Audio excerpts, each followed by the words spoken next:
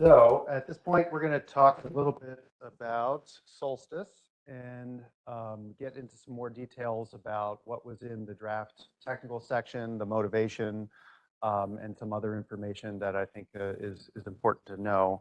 Also, just a quick note, so these slides are going to be available online afterwards, so there's no need to take photographs or anything like that. It'll be freely available to everyone on the public website. And also, just a reminder again that we're continuing to collect questions to respond to later in the day, so please feel free to send them in. I don't think I actually have the email up here, but hopefully you grabbed it before. Okay, another disclaimer. So all images, references, and articles are included as illustrative examples only. ODNI and IARPA do not endorse any product or company referenced within, and changes can occur between now and what I mentioned in this presentation and the final BAA. Just a quick introduction to all of us on the team. So for those of you who don't know me already, I've been at IARPA as a program manager since August of last year. Prior to that, I was a contractor at the Department of Energy's ARPA-E office for about 13 years, where I worked in a number of different programs involving solar energy, building efficiency, chemical engineering, process engineering. My background's in physical organic chemistry, and I studied photochemistry in my graduate career. So that's kind of my brief background. Dr. Justin Anigali is going to be our tech leader for this program. I actually just met him just this morning. So Justin, I don't know if you want to wave your hand there. Ms. Salita Bidix is a programmatic support. And our anticipated test and evaluation partners for track 1, the space track, is the Johns Hopkins Applied Physics Lab and the Air Force Research Lab. Track 2 on the terrestrial service track is the National Renewable Energy Lab. And then lastly, there's our Department of Interior contracting partners, who you will hear from, I believe, right after my presentation to hear a bit about the contracting process. Okay, so really briefly, energy harvesting is key to a lot of different mission sets across the DoD and the IC. I don't think this is a surprise to anyone here. We have 2 tracks that are proposed in this program: space applications and terrestrial surface applications. That includes stuff that's both on land as well as on the water surface. And the shared program level objectives between these 2 are high time-weighted system level efficiency, high collection area power density, long lifetime, resilience against stressors, so that includes environmental as well as human-generated stressors. Straightforward to deploy remotely. These are going to be systems deployed in the field without any kind of person nearby to do it. And then no direct servicing, so nobody has to go and service it, which is obvious for space, but well, maybe not. It's becoming less obvious, I guess, as the days go by. But on the Earth, the intention is to leave these devices without any kind of servicing. So I'm going to talk a little bit about the program motivation, program scope, the programmatic structure, how everything is laid out, metrics, and test and evaluation, and the overall schedule. So solar arrays are a particularly vulnerable component in the space environment. It's typically the largest surface area of a spacecraft, has to survive a range of different environmental conditions that are pretty harsh, between temperature cycling, particularly if you're in low Earth orbit, the radiation environment, which obviously can vary depending upon which orbit you're in, the vacuum of space, and debris or micrometeoroid impact. And just expanding the size of the array to meet certain high power needs is not always the best approach. It complicates the packing of the satellite or whatever spacecraft you're talking about into the launch vehicle, and then complicates deployment. And then furthermore, if you've got this massive array deployed, it complicates attitude control and control of the spacecraft. Damage and destruction of energy generation components, including the solar arrays, can end or severely hamper a mission. And I'll just highlight this, the recently published annual threat assessment by the ODNI. It's publicly available. You can download it. where they highlight some of the emerging space threats that have been, coming to national attention recently, that I think are going to become increasingly important. Now, I mentioned just expanding the size of the solar array is not a great approach, and ideally we would love something with higher power density. That's to meet a number of different potential payloads that would be deployed in space. So active radio frequency payloads such as SAR on many spacecraft need to duty cycle now, and yet that's publicly available information because it's you're channeling large amounts of energy towards the Earth, right? So you typically have to wait in order to use that asset again. AI, ML, and other high computation approaches are becoming more commonplace, or at least there's an interest in it becoming more commonplace. And these tend to be pretty power intensive. And then emerging optical communications and increasing bandwidth needs are also something that demand high power generation on board space assets. So switching now to the terrestrial surface, I think a lot of the challenges are shared here as well. Solar arrays are easy to identify and target. They now have to contend with challenging Earth climate, changing Earth climate over time, extreme weather events, moisture changes, soiling and shading. There's typically poor temperature control, orientation control, and other kind of approaches to address some of the challenges that impact performance on these remotely deployed platforms that where you're not going to have any kind of human servicing. And again, larger power needs complicate the transportation and deployment if you're going to be deploying a massive array. So similarly here, again, there's an interest in implementing AI, ML algorithms and other computationally and power-heavy, approaches on these platforms that today's solar arrays and power systems just are not going to be able to meet. Communications bandwidth, distance, and frequency of uplink or downlink, and then longer duration UPSs. These are just to name a few examples. So just to kind of summarize it up, the way I see it is, reducing the array size reduces risk by improving the power density, reducing the exposure of that aperture area to potential threats, but also this helps to maximize the power and energy density while minimizing size and weight. And that swap component is a pretty big priority for a lot of DoD and IC missions in general, and I think can be enabling of a range of different capabilities that are going to be important for the future. So this plot here is a gross oversimplification of the record cell efficiency table that NREL maintains and publishes on their website for what has been accomplished over the years. Where I've highlighted 2 junction cells here, 3 junction cells, and then this green line is 3 junction or more cells and concentrator cells. And the star here indicates the best production 3 junction cell efficiencies that are available today from a limited number of suppliers and are typically used for space. Now, even though we can achieve these cell efficiencies of around 33%, once you combine these cells into modules and then systems that are subjected to the various environmental conditions that surround them in a practical, real environment, the time-weighted system level efficiency that you experience is far reduced, typically 20% at most, but that can range depending upon the conditions and the degradation factors in play.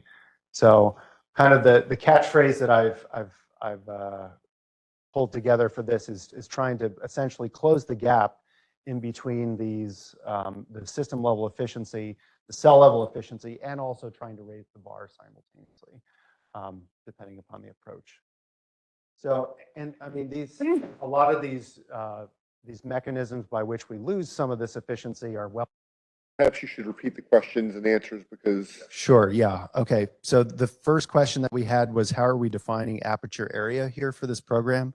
And the response was the aperture area is an area exposed to the environment for the purposes of collecting energy. So that can be sunlight energy or some other form of energy. And then the second question was, how are we defining the mission lifetime? And in this program for track 1, the space track, we're defining a 10-year lifetime. And for track 2, on the terrestrial surface, it's 3 years. Okay. So I think we're back online here.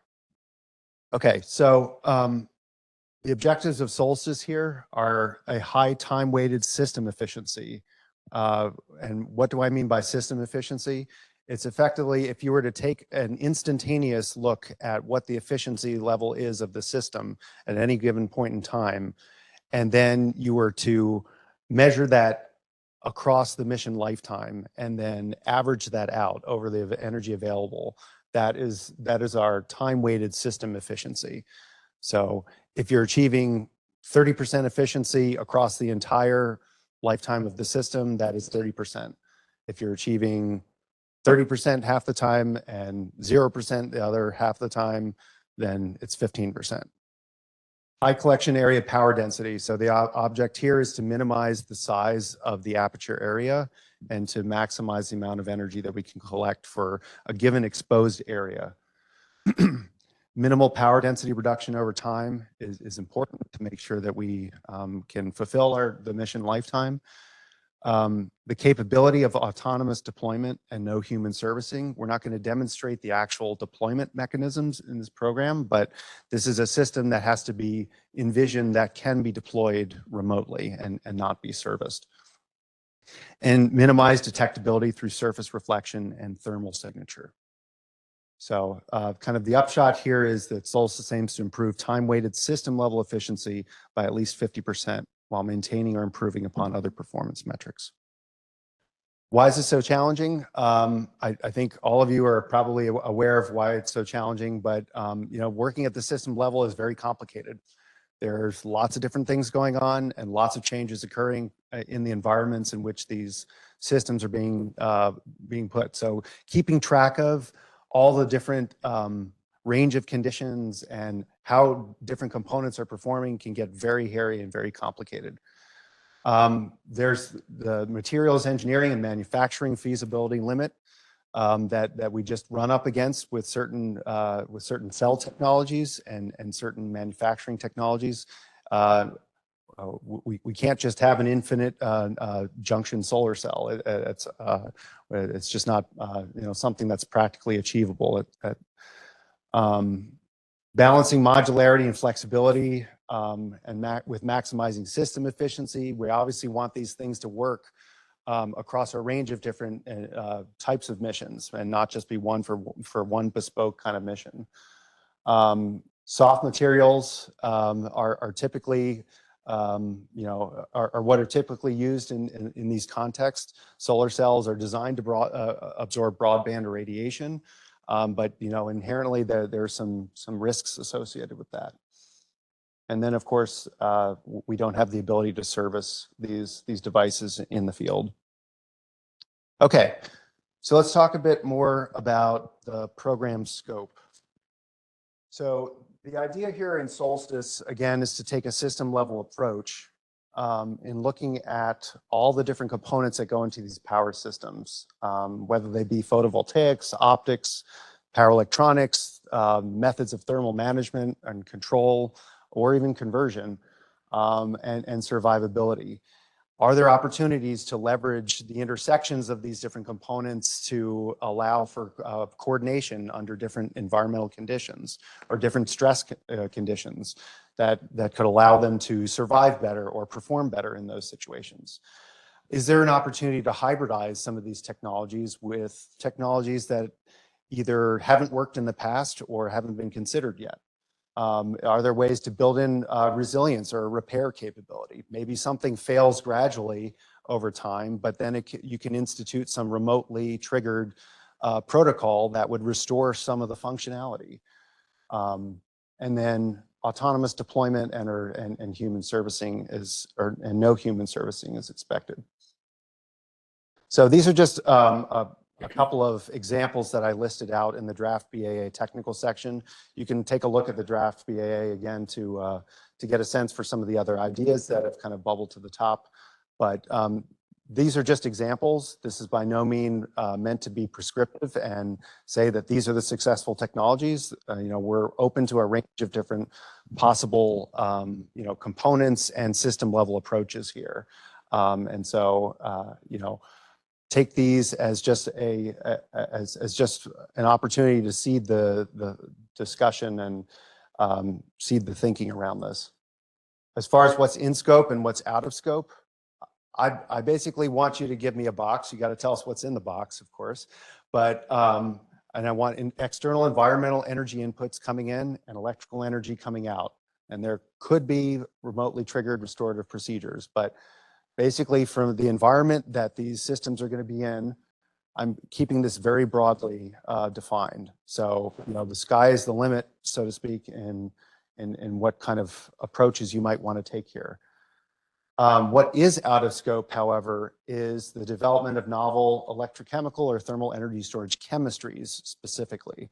So these are novel chemistries that have not yet been demonstrated at a pack level or as part of some kind of reproducible protocol. So we have a program that focuses on battery technology already. It's something we're just not focusing in here. If there are innovative ways to leverage the energy storage system, different ways to use the energy storage system or support it, those sorts of ideas might be considered, but novel chemistries are out of scope. Solutions that would use or would integrate radioactive materials are out of scope. Component development that doesn't contribute to an overall system level efficiency improvement are out of scope. Approaches that require physical human intervention or interaction for deployment or servicing, solutions that can't be expected to survive in the target environments, and power beaming are all out of scope. I'm not going to read through all these different areas of expertise here, but as you can see, this program will rely upon a range of different areas of expertise. I fully expect that the teams will be multidisciplinary and could be multi-organization teams, and this is a sampling of the types of expertise that could be brought to bear on this problem. Okay, let's talk about the programmatic structure. So we mentioned the two tracks, space applications and terrestrial surface applications, with autonomous deployment to remote regions being kind of the unifying tie between the two. So these are two separate tracks that can be proposed to. So you can propose to either track separately or both tracks separately if you want to. We're not expecting one technology to meet the requirements of both tracks. And the program is going to be divided into these three phases. Phase 1 is 18 months, focused on proof of concept development. Phase 2 is another 18 months, focused on prototype demonstration. And phase 3 is for 12 months, focused on demonstrating a degree of scalability and durability. So we're going to dive into this in a little bit more detail in the next few slides. As far as the deliverables that would be due at each phase, phase 1 is focused exclusively on hardware development of components and modeling out what the system level performance would be. So proof of concept component level prototypes are what would be delivered to the test and evaluation teams. And these can take multiple different form factors. They could be breadboards, individual solar cells, optics and solar cells integrated, or other kind of key integrations that are envisioned as part of the system. They do have to be self-contained in that when they are provided to the T&E team, they can follow a limited set of instructions to activate whatever the prototype is and to test it. They shouldn't require assembly or fabrication when delivered to the test and evaluation team. Proof of concept component level models will also be part of the delivery. So essentially predicting out how the performance should be seen by the test and evaluation team. And then plugging those inputs into a system level model and design that show how a system when realized could meet the metrics set by the program. And this would be coupled optical, thermal, electrical models that are kind of predicting out the performance. Now, in a couple places here, I referenced the test and evaluation procedures manual. So this document is going to essentially guide how test and evaluation will be done across the program. It's going to be written as a collaboration between myself and the test and evaluation partners. It will be published and provided to team members at the kickoff meeting at the very beginning. But you know, the program level parameters that are necessary for designing and proposing a system should be built into the BAA already. The procedures manual will just outline how the T&E process will go. Once we hit phases 2 and 3, that's when the deliverables focus on power systems and actually integrating the proof of concept components as well as commercial off-the-shelf components into a power system. So it's combining both the novel and the COTS components. And it will leverage a standardized prototype system test bed, or a PST, as I'm mentioning here, that will be outlined by the T&E team.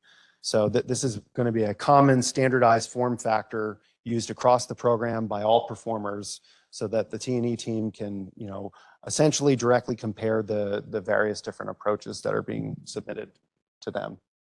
And then there's going to be a cost model deliverable as well as part of phases 2 and 3. Not part of the metrics, but it will be a deliverable. Okay, so this is kind of a pictorial version of that previous slide, showing the deliverables that are due at each one of the phases. So if you have a system design that has, for example, here 2 proof of concept components, those can be delivered to the T&E team for test and evaluation.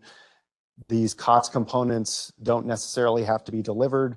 They can, their performance characteristics can be just fed into a modeled prototype power system, or PPS, as I've notated here. And so that performance is what ultimately will be compared against the metrics set for phase 1. By the time we hit phase 2, that's where a fully integrated prototype power system at 7 watts for the terrestrial version and 10 watts for the space version will be expected. Beginning of life performance will be characterized, and then through some limited performance and failure analysis testing, end of life performance will be predicted and simulated out. There'll be a simulated damage event test simply by covering up a portion of the aperture area, and a measurement of the reflection and thermal signature, and then the cost model. Phase 3 looks very similar, in fact, identical. The only difference is the larger power output that's expected. Okay, so we ran through these program level deliverables. There's also a couple of additional deliverables. The technical management plan essentially outlines how the project will be managed on the performer end, and includes milestones and waypoints for how progress will be tracked and how you know, the program will proceed. Technical and financial reporting, pretty standard stuff, and then meetings, monthly technical reviews, site visits, and kickoff and PI meetings. Okay, metrics and test and evaluation.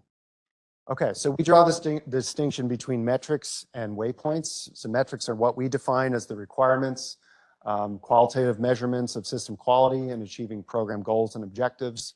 And they're measured during independent test and evaluation by our partners there. They're a strong factor in IARPA's determination whether or not to exercise the option to continue into a subsequent phase, and for continuing performance. And then program milestones set time-based targets for metrics. Waypoints would be suggested in your proposals as interim performance measurements by performers, as a way of tracking progress as you proceed. And normally they're about every 3 to 6 months, but they can be as frequent as needed to track the the progress needed. Okay, so this is a copy of the table that's in the draft BAA of the track 1 space. Let me just walk you through this briefly. So on the columns here, we have the phases, the performance parameters on this first or second column here. Phase 1 is focused on a modeled proof of concept system. So again, the deliverables in phase 1 are just at the component level. So whether they be solar cells or optics or whatnot, based upon the performance that we experience from those experiments on those components, that performance will be plugged into the system level model, and that system level model must meet these performance metrics here. So it takes a little bit of, I guess, getting used to, but that's the difference here. This is not a system level experimental measurement. It is a system level modeled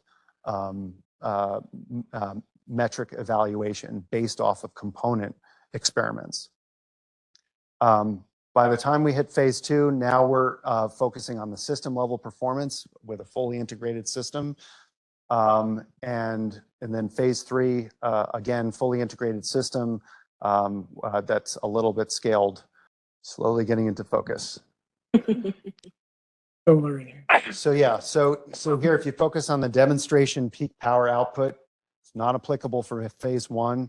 It's at least 7 watts for the prototype system here in phase 2, at least 30 watts at phase 3.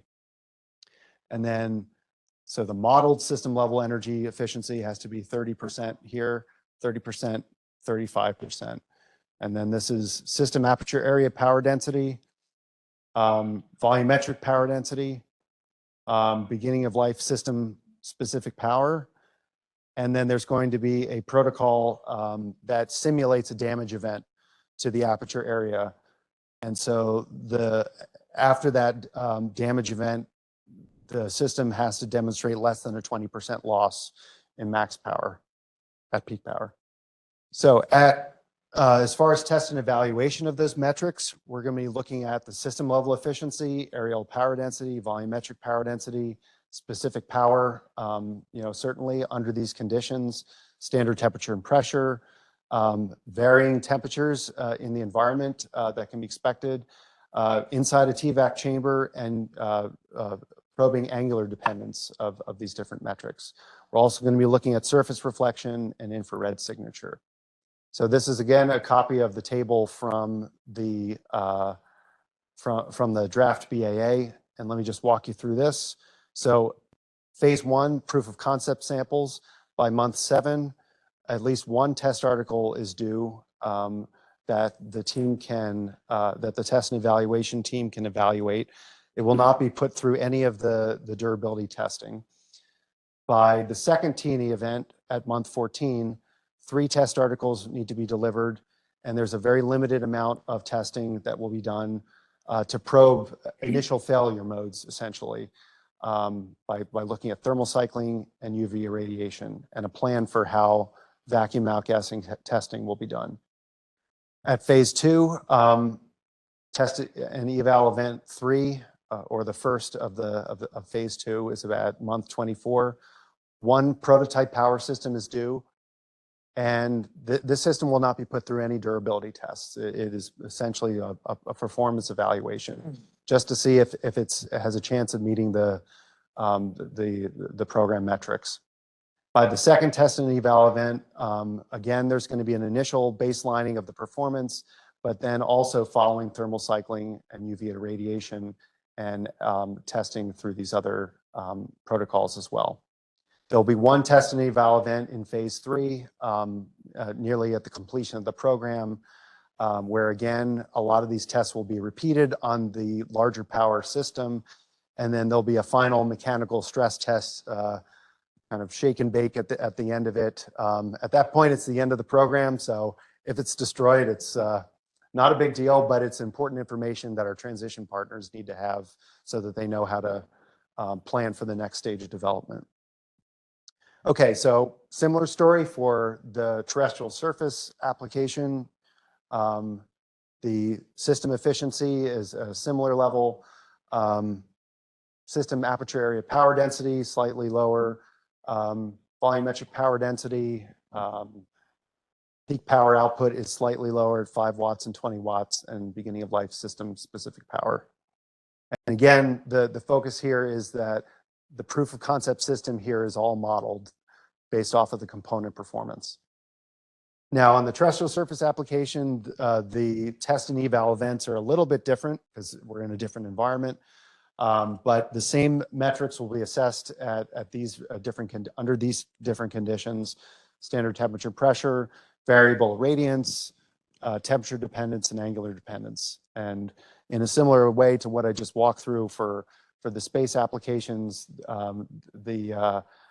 the test articles being submitted for test and eval in the terrestrial track, initially in the phase 1 and phase 2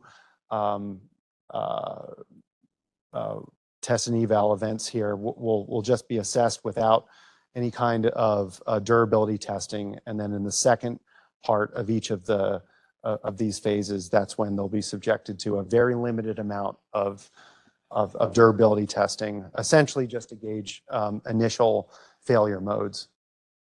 Okay, so this brings us to the schedule.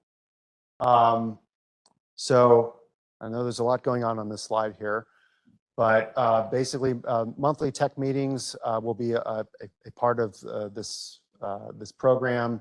And kind of the way I expect the development effort to go is that you would be developing something in your lab and exhibiting that performance in the lab, followed by delivery of the system to the test and eval team to perform independent evaluation. That will take some time, and then we'll get the results back. And then after that, I need to hold program management review meetings with my management to basically justify why we're continuing certain projects and to show that progress is being made. So that is kind of the cycle that we will go through throughout this program. And then we'll have kickoff meetings and site visits in between that are interspersed here. Okay, so this is a purely fictitious notional example of a prototype system that I just threw together here just to help illustrate the process that we'll go through.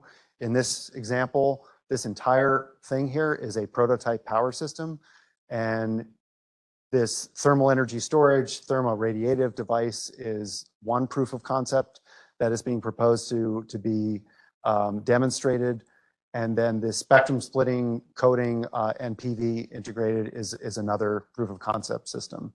So in phase 1, the POC 1 and POC 2 demonstrations would be provided along with physics-based modeling that shows how they are expected to perform, along with a prototype power system design and preliminary model that shows how all this stuff fits together in a system. By the time phase 2 comes around, this entire thing would have to be delivered as a prototype power system, along with a coupled model, coupled electrical, thermal, optical models, and an initial cost model as well. Again, the cost model is not part of the metrics, but it is something that we do want to look at. And then phase 3 is similar. You're going to be delivering this whole prototype power system just at a slightly larger scale. Okay, so this wonky looking diagram is my attempt to try to show how the different handoffs would happen during the program. So up at the top here in this rectangular section here is what's happening with performers, and down below here is what's happening with test and eval. So I anticipate that performer teams and the test and eval teams will be communicating frequently with one another and communicating the unique aspects of their technologies, things to look out for, challenges, that sort of thing, so that we're kind of all approaching these experiments with eyes wide open. But basically, you can see the different components of the plan outlined here. Modeling and simulation is in orange, and hardware development analysis is in green here. So again, component development is this initial phase here. Then they get handed off to the test and eval team to evaluate along with the system model. And then based upon the results of that, we iterate the design iterate the hardware, and then there's a final evaluation and model update towards the end of phase 1. Phase 2, in a similar way, we're developing the prototype power systems, and communication is ongoing with the T&E teams to prepare for testing. PPSs are evaluated along, and the performance of those PPSs is plugged into models developed by the T&E team to assess what the system level performance is. And then there's another iteration that happens in the latter part of phase 2. Phase 3 is a little bit simpler because it's shorter, but again, a similar kind of strategy. And then the program concludes with final reports. So I think that's largely what I had. So I've been feeling my phone buzz in my pocket here. So I'm assuming that means that questions are coming in, which is great. So, but please feel free to send in more questions, feedback, other input to this email address here. Please don't send questions over chat because we might miss them. The email's the best way to do it. But I really would appreciate your frank and honest feedback on the draft BAA and other program elements here. Is there anything that's confusing, or something you think we're missing, anticipated problems that you see? Please let us know. But do keep in mind, this is meant to be high-risk R&D. We're not expecting to have something like, in service by the end of this program. This is something that hopefully will produce sufficient results that we can take it to the next step of development and have an impact, in the future on an IC mission and beyond, hopefully. I think that's it for my talk. And look at that, right on schedule.